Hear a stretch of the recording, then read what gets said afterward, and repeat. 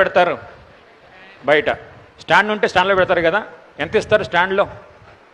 రూపాయి. రేట్లు పెరిగినాయి సార్, ₹2 చేశారు ఇప్పుడు, ఇన్ఫ్లేషన్.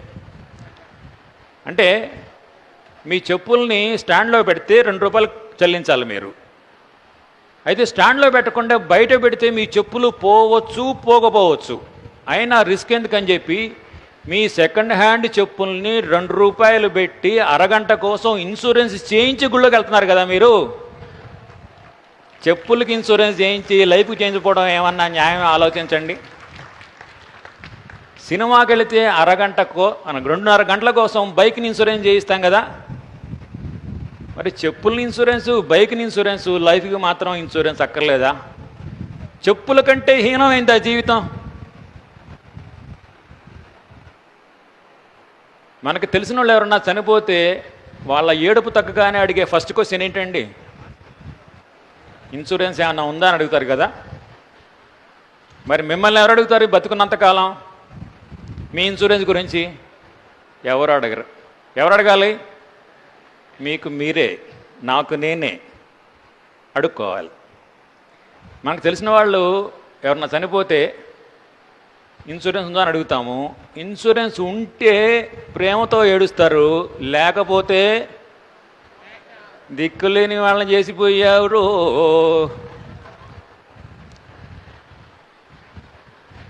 నేను 2 రోజులు ఊరెళ్తే మా ఇంట్లో 1000-2000 ఇచ్చి వెళ్తా. 10 రోజులు ఊరెళ్తే 5-6 ఇచ్చి వెళ్తా. 4 రోజులు ఊరెళ్తే 15-20 ఇచ్చి వెళ్తా. పర్మనెంట్కి పోతే ఎంత ఇచ్చిపోవాలి? అదే ఇన్సూరెన్స్.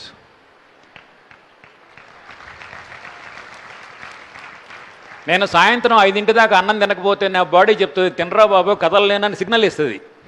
మా అబ్బాయి స్కూల్ ఫీజు కట్టకపోతే నాన్న ఫీజు అని గోల పెడుతూనే ఉంటాడు, సిగ్నల్ ఇస్తాడు. జీవితంలో ప్రతి అవసరానికి సిగ్నల్స్ ఉంటాయి.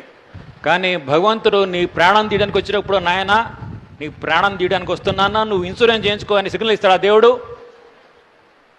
సిగ్నల్ రావు. ఒకవేళ వచ్చినా we will be out of coverage area.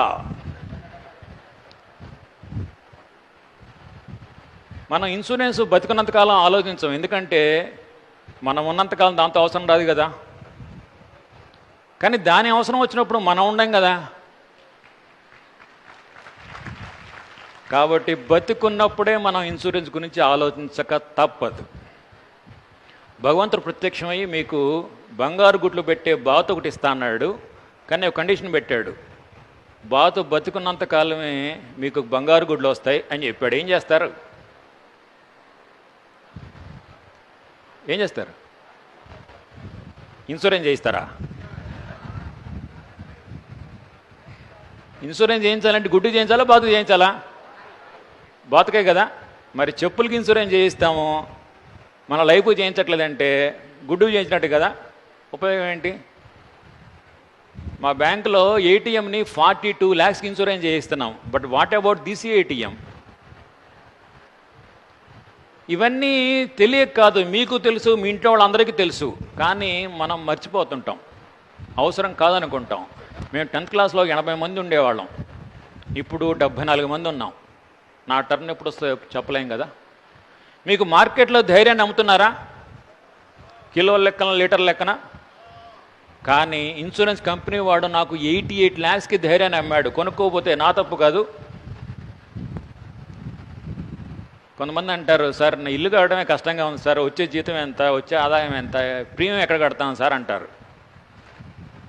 అంటే నువ్వు బతుకున్నప్పుడే ఇల్లు కట్టడం కష్టమైతే నీకేమన్నా అయితే? కాబట్టి పేదవాడికి ఇన్సూరెన్స్ కట్టక తప్పదు. ధనవంతుడికి ప్రీమియం కట్టడం ఈజీ కదా. కాబట్టి పేదవాడైనా ఇన్సూరెన్స్ తీసుకోవాలి, ధనవంతుడైనా తీసుకోవాలి. ఇంకొకటి, నేను ఇన్సూరెన్స్ మాడుతున్నానని చెప్పి నేనేదో మార్కెటింగ్ పర్సన్ కాదు.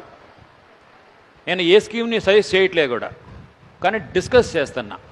ఎందుకంటే మీరు ఒకసారి ఇంటికి వెళ్ళిన తర్వాత ఒకసారి చెక్ చేయండి మీ పేరెంట్స్కి ఎంతవరకు ఇన్సూరెన్స్ ఉందో. మీరు లైఫ్లో ఎర్నింగ్ స్టార్ట్ చేయగానే మీరు స్టార్ట్ చేయాల్సిన ప్లాన్ల గురించి కూడా డిస్కస్ చేస్తున్నా. చెప్పాను కదా, మీ జీవితాంతం పనికొచ్చే ఫైనాన్షియల్ ప్లానింగ్ గురించి డిస్కస్ చేస్తున్నాం మనం.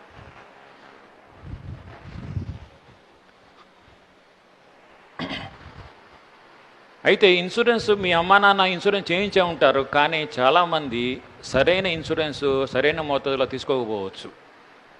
మనం 50,000 పెట్టి బైక్ కొంటే 50,000కి ఇన్సూరెన్స్ చేయిస్తాము. ₹1,00,000 పెట్టి 10 లక్షలు పెట్టి కారు కొంటే 10 లక్షలకి ఇన్సూరెన్స్ చేయిస్తాం. అంటే కారుకి స్కూటర్కి దాని వాల్యూ తగ్గట్టుగా ఇన్సూరెన్స్ చేయిస్తాము, కానీ మనిషికి తన వాల్యూ తగ్గట్టుగా ఇన్సూరెన్స్ చేయించట్లేదు. మనకు కూడా వాల్యూ ఉంది కదా, అయితే వాల్యూ లెక్క కడతాం సార్. వాల్యూ అనేది సంవత్సరాదాయం అంటే ఒక 25 ఏళ్ల వ్యక్తి సంవత్సరానికి 4 లక్షలు సంపాదిస్తే ఆ వ్యక్తి కుటుంబానికి దూరం అయితే 60 ఏళ్ళ దాకా పనిచేయగలడు. సంవత్సరాదాయం 4 లక్షలు, వయసు 25. అప్పుడు ఆ కుటుంబానికి దూరం అయితే 60 ఏళ్ళ దాకా ఇన్కమ్ మిస్ అయినట్టే కదా. 60 - 25 ఎంత? 35 ఇయర్స్ ఇంటూ 4 lakhs. సంవత్సరాదాయం అదే కదా, అంత మిస్ అయినట్టే కదా. అది అతని వాల్యూ. మీ వాల్యూ ఎంతో లెక్కేసుకోండి. అంటే మీ ఎక్స్పెక్టెడ్ ఇన్కమ్ ఇంకా మీ రిమైనింగ్ సర్వీస్, అది మీ వాల్యూ. దానికి తగ్గట్టుగా పాలసీ ఎంచుకోవాలి. పాలసీ ఎంచుకోవాలంటే అంత ఈజీ పని కాదు, అంత కష్టమైన పని కూడా కాదు. దానికి కొంచెం అనాలిసిస్లు కావాలి.